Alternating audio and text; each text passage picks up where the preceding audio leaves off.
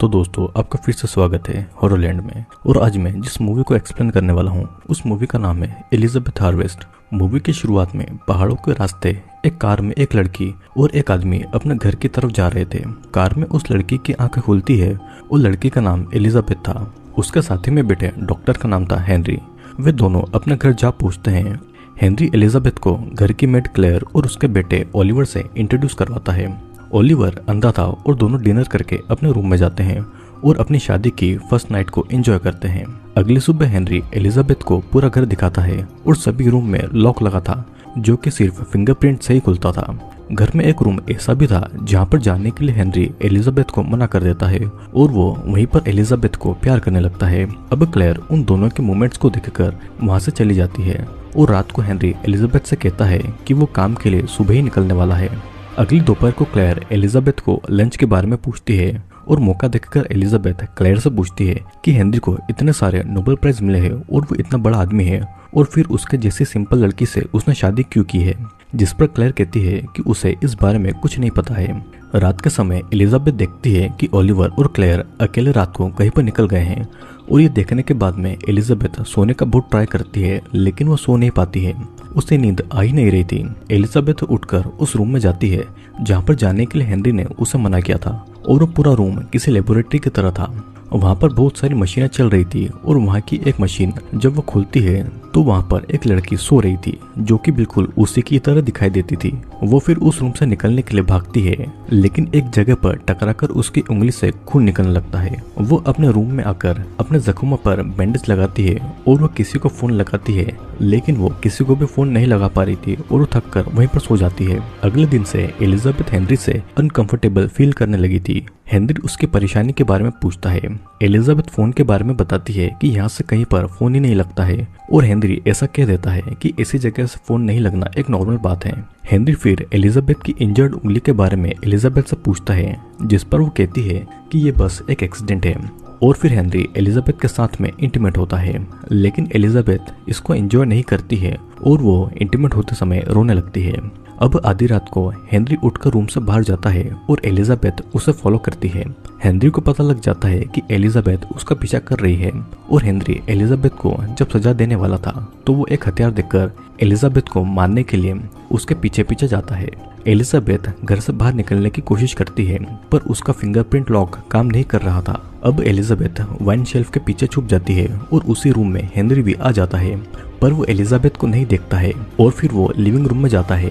Elizabeth जब वहां से निकलती है तो देखती है कि लिविंग रूम खाली है और अपनी सेफ्टी के लिए वो भी एक हथियार उठाकर ऊपर के रूम की तरफ जाने लगती है लेकिन हेनरी वहीं पर छुपा हुआ था और वो एकदम से निकलकर एलिजाबेथ पर हमला करके उसे मार डालता है। अगली सुबह ओलिवर और क्लेयर एलिजाबेथ की बॉडी को दफनाकर ठिकाने लगा देते हैं और फिर ओलिवर, क्लेयर और हेनरी के साथ में मिलकर ब्रेकफास्ट करते हैं जैसे कि कुछ हुआ ही ना हो। वे सभी नॉर्मल बिहेव कर रहे थे और क्लेयर हेनरी को ये सभी काम छोड़ने को कह देती है क्योंकि उसे ऐसा लगता था कि वो कभी भी पकड़ा जा सकता है। अब शाम के समय हेनरी के घर पर उसका एक फ्रेंड फ्रैंक आता है जो कि एक डिटेक्टिव था। हेनरी फ्रैंक से कहता है कि एलिजाबेथ सो रही है और हेनरी फ्रैंक से उसकी परेशानी का कारण पूछता है। फ्रैंक का डिपार्टमेंट कुछ चीजों पर इन्वेस्टिगेशन कर रहा था और शायद से ये चीजें हेनरी के लिए हो सकती है पर हेनरी को इन बातों से ज्यादा फर्क नहीं पड़ रहा था। अब दूसरी तरफ क्लेयर जब अपनी डायरी लिख रही थी तो ओलिवर वहां पर आकर उसके लिए फूल लाता है। क्लेयर ओलिवर से उसे इस तरह गिफ्ट लाने के लिए मना करती है और ओलिवर कहता है कि अगर वो यहाँ पर खुश नहीं है तो यहाँ पर क्यों रह रही है, जिस पर क्लेयर कहती है कि वो चीज़ों को समझती है और इसीलिए वो यहाँ रह रही है। ओलिवर कहता है कि वो यहाँ इसलिए रह रही है क्योंकि वो हेनरी से प्यार करती है और ओलिवर को वहाँ से भेजकर क्लेयर अपनी पिल्स ले लेती है। धीरे धीरे समय निकलता है और 6 हफ्तों के बाद भी उसी पहाड़ के रास्ते एलिजाबेथ और हेनरी घर की तरफ जा रहे थे और इस बार एलिजाबेथ की वेडिंग ड्रेस अलग थी पर बाकी सभी पहले की ही तरह सेम था। हेनरी एलिजाबेथ को क्लेयर और ओलिवर से इंट्रोड्यूस कराता है और पूरा घर दिखाता है और उसी लेबोरेटरी रूम में जाने से मना कर देता है। अब डिनर करने के बाद में दोनों इंटीमेट होते हैं और सोने से पहले हेनरी उसे कहता है कि सुबह उसे काम के लिए कहीं पर जाना है। एलिजाबेथ को नींद नहीं आ रही थी तो वो किचन में जाती है जहाँ पर उसे क्लेयर मिलती है। वो क्लेयर को हेनरी के बारे में पूछती है क्योंकि वो हेनरी के बारे में जानना चाहती थी। क्लेयर कुछ बता पाती उससे पहले ही हेनरी वहाँ पर आकर एलिजाबेथ को अपने साथ में रूम में लेकर चला जाता है। अगले दिन एलिजाबेथ घर पर अकेली थी। वो फिर उसी रूम के अंदर चली जाती है जहाँ पर हेनरी ने उसे जाने के लिए मना किया था, और वहाँ पर एलिजाबेथ को उसी की ही तरह हम शक्ल लड़की दिखाई देती है जो कि मशीन के अंदर थी। उसे देखकर वो वहाँ से भागती है और वही हम शक्ल एलिजाबेथ मशीन से निकलकर एलिजाबेथ के पीछे जाती है। एलिजाबेथ ये देखती है कि क्लेयर और ओलिवर कहीं बाहर गए हैं और वो अपने रूम में जाकर सो जाती है। फिर वहाँ पर हम शक्ल एलिजाबेथ आकर असली एलिजाबेथ का फेस टच करती है और उसका पजामा निकालती है। एलिजाबेथ नींद में थी तो उसे कुछ भी पता नहीं चल रहा था। फिर अगली सुबह एलिजाबेथ नींद से उठकर देखती है तो पाती है कि वो आधी नेकेड है। हेनरी उसे देखकर पूछता है कि क्या वो ठीक है, और एलिजाबेथ फिर बाथरूम में जाती है फ्रेश होने के लिए। हेनरी बाथरूम के अंदर जाना चाहता था पर एलिजाबेथ उसे रोकती है और फिर भी हेनरी अंदर आ ही जाता है। हेनरी टॉवल हाथ में लेता है और उसकी बात न मानने की वजह से वो एलिजाबेथ को मारने ही वाला था। एलिजाबेथ बाथरूम से भागती है पर हेनरी उसे पकड़कर टॉवल से उसका गला दबाकर उसे मारने लगता है और किसी तरह से एलिजाबेथ उसे किक करके वहां से भाग जाती है। वो दरवाजे की तरफ आती है पर उसका फिंगरप्रिंट काम नहीं करता है और वहां के ग्लास को तोड़ने की वो कोशिश करती है पर वो नहीं टूटता है। एलिजाबेथ किचन में जाकर एक चाकू उठा लेती है अपनी सेफ्टी के लिए। हेनरी एक कपड़े पर क्लोरोफॉर्म लगाकर एलिजाबेथ को पकड़ने जाता है। हेनरी लिविंग रूम में जाकर पियानो बजाता है। फिर वो पियानो की रिकॉर्डिंग बजा देता है ताकि एलिजाबेथ को लगे कि हेनरी अभी भी वहीं पर है। एलिजाबेथ जब किचन से निकलती है तो हेनरी उसे पकड़कर क्लोरोफॉर्म का कपड़ा उसके मुंह पर लगा देता है, जिससे कि एलिजाबेथ बेहोश होने का नाटक करती है और मौका मिलते ही वो हेनरी पर चाकू से कई बार वार करती है और हेनरी वहीं पर मारा जाता है। अब क्लोरोफॉर्म की वजह से एलिजाबेथ उसके पास ही बेहोश हो जाती है और कुछ समय के बाद में एलिजाबेथ को होश आता है तो वो उठकर हेनरी की बॉडी को दरवाजे के पास ले जाती है। वो हेनरी की फिंगरप्रिंट से दरवाजा खोलने की कोशिश करती है पर दरवाजा नहीं खुलता है और वो घर से खून को साफ करती है, जिसके बाद में वो हेनरी की डेथ बॉडी छुपा देती है। वो फिर नहाती है और अपने शरीर से खून को साफ करती है और अपने खून से सने कपड़ों को जला देती है और वो अपनी वेडिंग रिंग को भी उतार देती है। फिर वो थक कर सोफे पर सो जाती है और तभी उसे हेनरी का फोन बजने की आवाज सुनाई देती है। वो जब हेनरी के फोन को देखती है तो उस पर क्लेयर के बहुत सारे मिस कॉल आए हुए थे। फिर एलिजाबेथ 911 पर कॉल कर ये बताती है कि वो अपने घर पर लॉक हो गई है, पर उसके घर का एड्रेस भी उसे नहीं पता था और वो कुछ और बता पाती उससे पहले ही क्लेयर और ओलिवर घर पर आ गए थे। एलिजाबेथ ऐसा दिखाती है कि जैसे वहाँ पर कुछ हुआ ही नहीं हो और वो बुक पढ़ने का नाटक करती है। वो क्लेयर से कहती है कि हेनरी ऊपर कमरे में सो रहा है और क्लेयर और ओलिवर उसे वहाँ पर देखकर शॉक्ड हो गए थे। क्लेयर किचन में जाती है और अचानक उसे हार्ट अटैक आ जाता है और वह किसी तरह 911 पर कॉल करके एम्बुलेंस को बुलाती है और कुछ ही समय में एम्बुलेंस वहाँ पर आकर क्लेयर को हॉस्पिटल लेकर जाती है। और उसी का मौका देखकर एलिजाबेथ घर से बाहर निकलने वाली थी पर ओलिवर उसे रोककर कहता है कि अगर वो यहाँ से बाहर गई तो वो भी उसे पुलिस से नहीं बचा सकता और उसे पता है कि एलिजाबेथ ने ही हेनरी को मार दिया है। एलिजाबेथ कहती है कि उसने ये सेल्फ डिफेंस में किया है और ओलिवर उसे हेनरी की डेथ बॉडी दिखाने को कहता है। एलिजाबेथ और ओलिवर हेनरी की बॉडी को बर्नर में डाल देते हैं। ओलिवर फिर एलिजाबेथ से उसके पास्ट के बारे में पूछता है और वो कहती है कि उसके पेरेंट्स कार एक्सीडेंट में मार गए थे तो वो ऑर्फनेज में बड़ी हुई थी और असल में वो एक अनाथ है। ओलिवर को ये पता था कि एक्सपेरिमेंट के चलते ये सब एलिजाबेथ के दिमाग में डाला गया है और ओलिवर बताता है कि हेनरी ने 6 बार एलिजाबेथ के क्लोन बनाए थे, जिनमें से 4 को उसने पहले ही मार दिया है और वो 5वें नंबर की एलिजाबेथ है। सारी के सारी एलिजाबेथ हर तरफ से एक जैसी दिखाई देती है और दोनों को दिखता है कि फ्रैंक उनके घर पर आया है। ओलिवर एलिजाबेथ को कुछ बातें समझाकर फ्रैंक के पास भेज देता है। एलिजाबेथ फिर जाकर फ्रैंक से मिलती है और वो कहती है कि हेनरी की तबीयत ठीक नहीं है तो वो अभी भी सो रहा है। और ओलिवर जब पानी लेने जाता है तो फ्रैंक एलिजाबेथ से पूछता है कि क्या वो ठीक है और उसे पता चला था कि उसने 911 पर कॉल किया है। ओलिवर फिर वहां पर आकर कहता है कि 911 पर कॉल क्लेयर के लिए किया गया था क्योंकि उसे हार्ट अटैक आया था। ओलिवर फिर से रूम में चला जाता है और फ्रैंक कहता है कि इस घर में कुछ न कुछ अजीब जरूर है क्योंकि एलिजाबेथ को स्लीप डिसऑर्डर है, ओलिवर अंधा है और क्लेयर का हार्ट कमजोर है और आज हेनरी भी बीमार है, मतलब कि कुछ न कुछ गड़बड़ जरूर है। फिर अचानक ओलिवर वहां पर आकर हेनरी को गोली मार देता है जिससे कि वो वहीं पर मारा गया था। ओलिवर फिर एलिजाबेथ को समझाता है कि फ्रैंक ने पहले की ही एक एलिजाबेथ को देखा था तो उसे उन पर पहले से ही शक हो गया था और इसीलिए उसे मारना जरूरी था। तीसरे नंबर की एलिजाबेथ जब घर से भाग गई थी तो फ्रैंक उसे रास्ते में मिला था और वो उसे वापस हेनरी के पास लेकर आया था।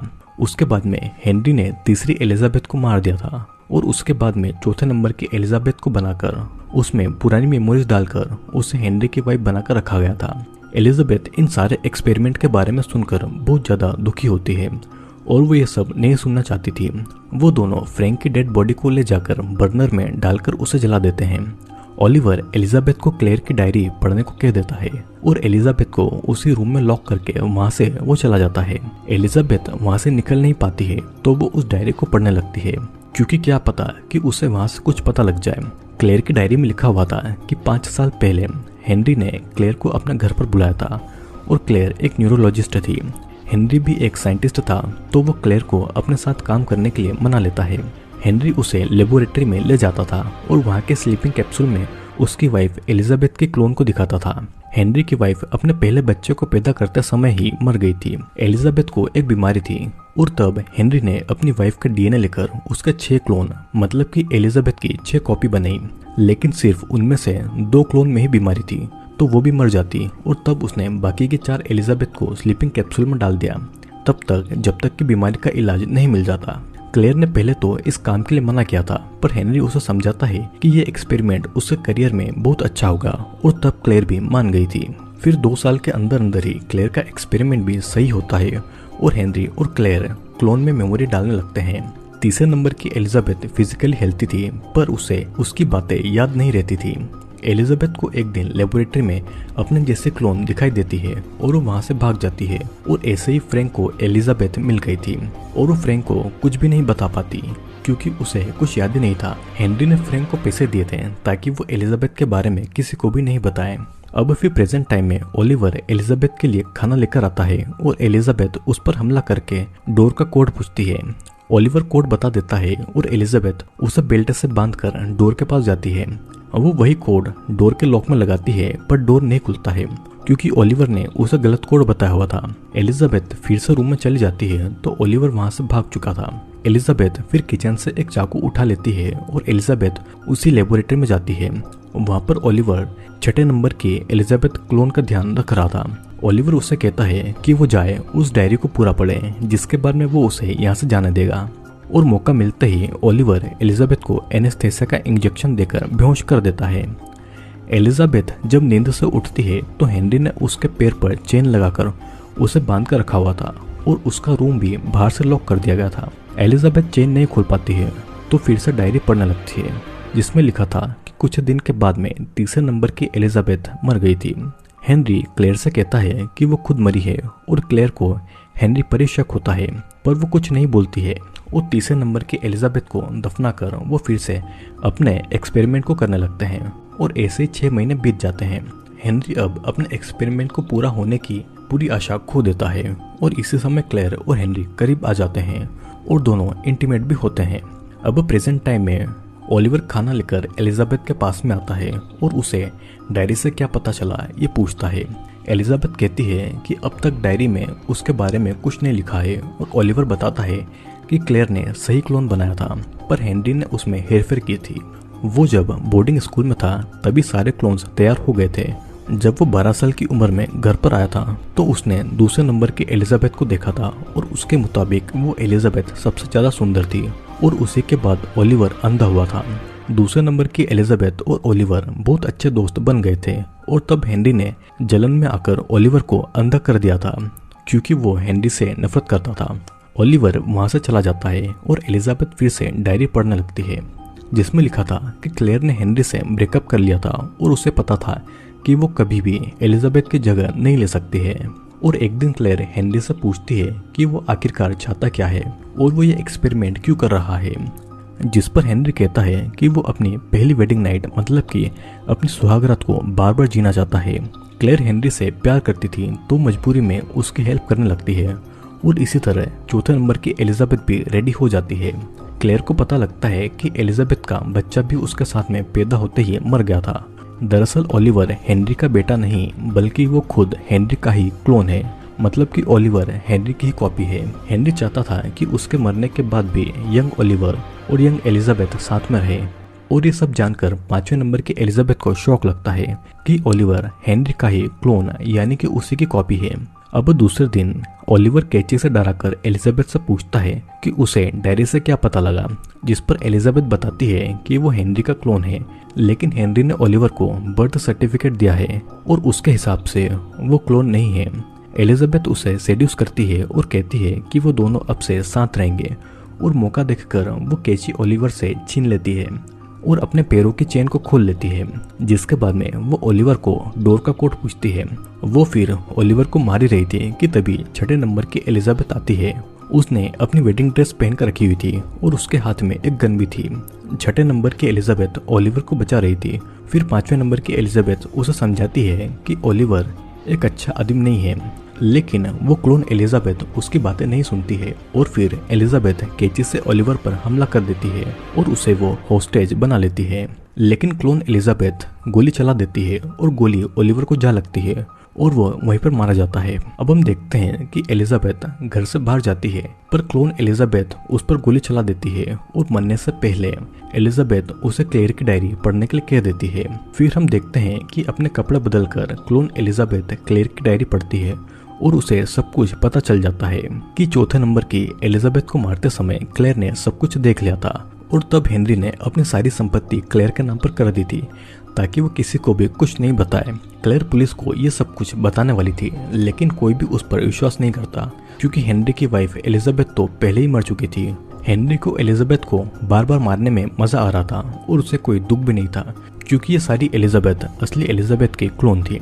अब प्रेजेंट टाइम में क्लेयर घर पर आ जाती है और एलिजाबेथ उसे उसकी डायरी दे देती है और कहती है कि उसे कुछ अच्छा करना चाहिए और ये कहकर वो बाहर की दुनिया की तरफ निकल जाती है और वो उसे ये कहती है कि अब वो बिल्कुल फ्री है। दोस्तों, इस मूवी में ये बताया गया है कि हेनरी नाम का एक साइंटिस्ट था जो कि न्यूरोलॉजिस्ट क्लेयर की मदद से अपनी मरी हुई पत्नी एलिजाबेथ के डीएनए से उसका क्लोन बनाने की कोशिश करता है। वो एलिजाबेथ की 6 कॉपी बनाता है क्योंकि कोई भी एलिजाबेथ ठीक तरीके से नहीं बनी थी और कुछ में तो बीमारी लग गई थी। वो अपना भी क्लोन बनाकर रखता है ताकि अगर जब हेनरी मर जाए तो वो एलिजाबेथ के साथ में हमेशा के लिए रहे। लेकिन मूवी के अंत में एक क्लोन एलिजाबेथ को ये बातें पता चल जाती है और एंड में वो अपनी एक आज़ाद जिंदगी जीने लगती है और इसी के साथ में ये मूवी यहीं पर खत्म होती है। दोस्तों, अगर आपको इस मूवी को देखना है तो मैं नीचे वीडियो का लिंक दे दूंगा और आप मेरे टेलीग्राम चैनल को भी ज्वाइन कर सकते हैं जहां से आपको बहुत सारे वीडियोस मिल जाएंगे। तो चलिए अब हम मिलेंगे अगले वीडियो में।